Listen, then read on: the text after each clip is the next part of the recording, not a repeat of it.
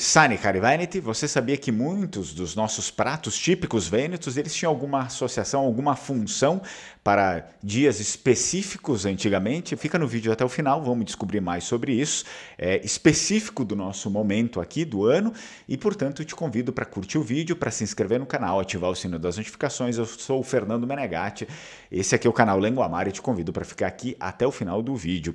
Então, o último dia de carnaval é conhecido por eles lá, e agora eu vou falar em Vêneto, El Mardi Grasso, que seria, enfim, a terça-feira gorda. Mardi Grasso, a terça-feira gorda. Por que terça-feira gorda?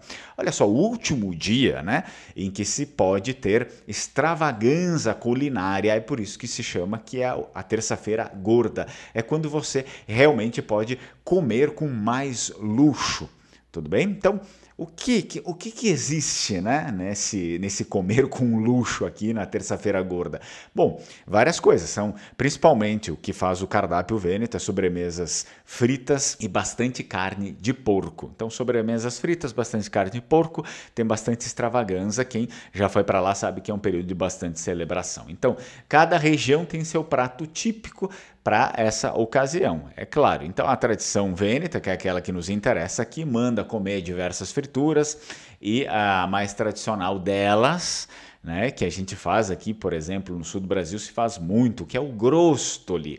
Quem aí conhece o grostoli, que já comeu o grostoli, né? A nona fazia, as mães faziam, ou ainda fazem, dependendo aí da sua idade e tal, mas isso daqui é um prato muito típico vêneto, né? Não é italiano, porque italiano, bom, sim, né? Se a gente considerar que os vênetos fazem parte da Itália, mas só que quando a gente fala italiano parece que vem de qualquer lugar da Itália, e não, vem lá da região do Vêneto, que é o grostoli.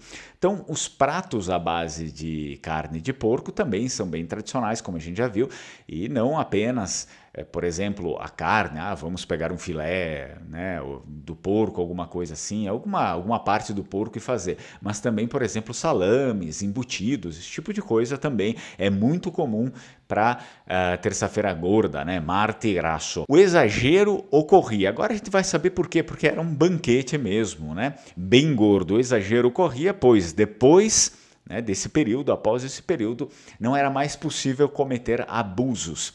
E o abuso, vamos novamente relembrar um pouco da diferença entre o carnaval, que hoje é feito no Brasil, que são abusos de todos os tipos, de todos os gostos, para o que era o conceito de abuso para eles, e o que ainda é conceito de abuso para eles.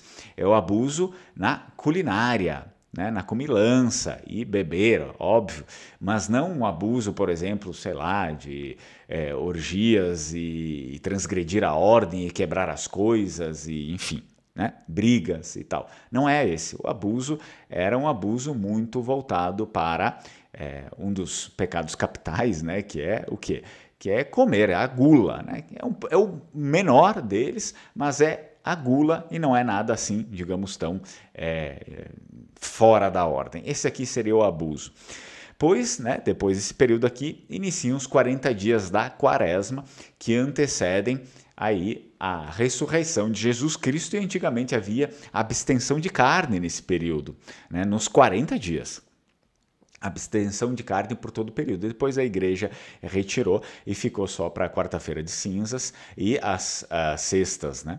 Todas as sextas do ano, na verdade. A maior parte das pessoas só fazem na sexta-feira santa, mas todas as sextas do ano. Final do dia, o que acontece, né? No final do dia da terça-feira gorda, Mardi Grasso, os fiéis, como de costume, e isso acontece até nos dias de hoje lá, vão à igreja para receber as cinzas na cabeça e lembrar que das cinzas veio e para as cinzas retornarão. As cinzas têm um sentido simbólico muito interessante, muito importante, né, para a cultura vêneta, porque ela representa um momento de reflexão e arrependimento para a Páscoa. E olha só que interessante, na República de Veneza fazia-se algo chamado lixívia. Lixívia.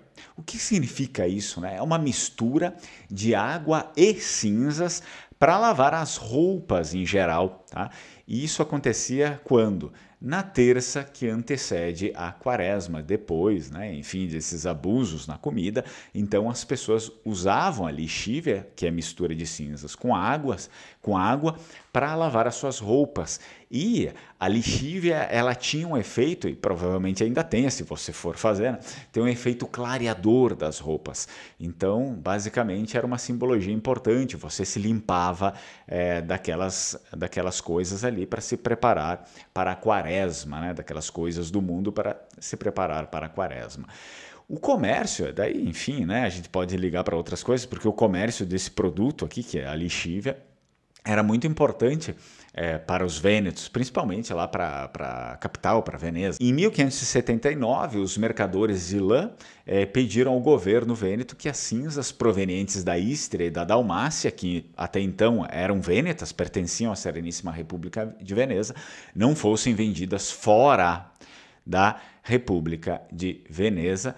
Para quê? Para não prejudicar aí os produtores de sabão vênetos, que detinham assim o monopólio deste produto fundamental para a época. Outra tradição aqui ligada à culinária é o ovo.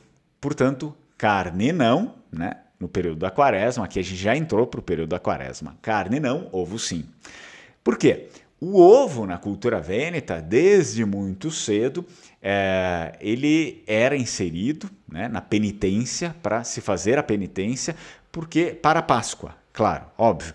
Ele sempre foi considerado símbolo da vida e regeneração. Então o ovo tinha esse simbolismo, o simbolismo da vida, da regeneração, né? Então o significado dele mais profundo, atrelado, era o quê? A mensagem pascal da vitória da vida sobre a morte. Não comia-se carne, porém o ovo sim, ele era tradicionalmente comido nesse momento de penitência, né? E quando existe esse momento de penitência, o que separava uma coisa da outra, entre várias outras, enfim, tradições, é que na culinária antes era extravagância e agora não é mais, né? Agora, quanto mais pobre é a comida, é melhor nesses 40 dias, porque estamos fazendo penitência. Agora vamos lá para o bigoli. Olha só, o bigoli é um prato de penitência. Vocês sabiam disso? É um prato de penitência. A origem dele, a gente sabe que é uma origem camponesa, né? De pessoas da roça, desde os tempos da Sereníssima República de Veneza. Ele era preparado aí com uma mistura de farinha de trigo duro, trigo mole e água. Os vestígios históricos, para quem acha que o bigoli foi criado aqui, né, no Brasil, essa pessoa está dentro de um casulo, né? Os vestígios históricos do bigoli, ou bigoli, né? Existem as duas possibilidades, porque existe a fórcula e tal. Quem é aluno de língua vêneta sabe. Então, existem as duas possibilidades de se pronunciar bigoli ou bigoli. Remontam ao ano de 1300, lá ainda na Idade Média. 1300 foi criado, né? Pelo menos são os registros que a gente tem. De repente foi criado antes, não se sabe, mas a pessoa que anotou, de repente, uma receita ali para nos deixar o registro é de 1300, sendo que só em 1604 se iniciou uma produção significativa do bigoli. Então a gente começa a ver que nós temos o histórico lá de 1300 e depois, 300 anos depois, é que começa uma produção em alta escala, em grande escala, né? Alta escala não se tinha, não era assim como hoje. Olha só, e agora, em 1604, como é que isso começou, né, essa produção aqui significativa do bigoli? Na época, um fabricante de massas paduano, um certo Bartolomeo Veronese, se chamava, né, foi autorizado pela então Câmara Municipal a utilizar uma máquina de sua própria invenção. Ele é que inventou essa máquina, chamava-se Torchio Bigolaro. O fabricante aí de massas, o seu Bartolomeu, começou assim a produzir vários tipos de massas longas. Na verdade, ele não produzia só o bigoli, ele produzia outros tipos de massas longas, mas parecia aí que as pessoas, né, que os seus clientes apreciavam mais, né, de modo particular, o bigoli ou bigoi. Eles gostavam mais dessa daí, era o que ele mais vendia. Então, o seu torchio transformou-se com o tempo apenas no bigolaro, que é aquele que nós conhecemos hoje, né? Bigolaro ou bigoler são os dois nomes possíveis aqui, com as variações vênetas, né? Bigolaro e bigoler. conhecido, claro, ainda hoje foi utilizado durante anos, e até pouco tempo atrás utilizavam. Me lembro da minha avó, né, quando eu ia lá, era criança, ainda utilizava aqui o bigolaro e tal para fazer a massa, e era muito legal. Porém, hoje, cada vez mais, né, uma pena, essas coisas estão entrando em extinção, né? As pessoas perdem, sei lá, dão para outras pessoas, ou jogam fora, né? Não dão valor, aquela coisa da falta da valor do clássico, da falta de dar valor ao clássico, ao tradicional. As pessoas vão jogando fora.